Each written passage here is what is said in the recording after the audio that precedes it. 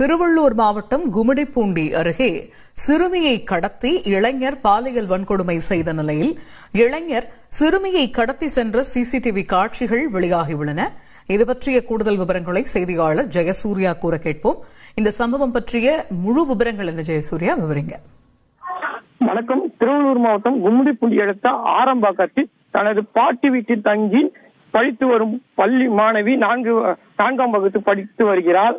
வழக்கம் போல பள்ளி முடிந்துவிட்டு வீடு திரும்பும் பொழுது பின்னால் தொடர்ந்து வந்த மர்ம நபர் ஒருவர் 25 வயது உள்ளவரா இருக்கிறது கூறப்படுகிறது.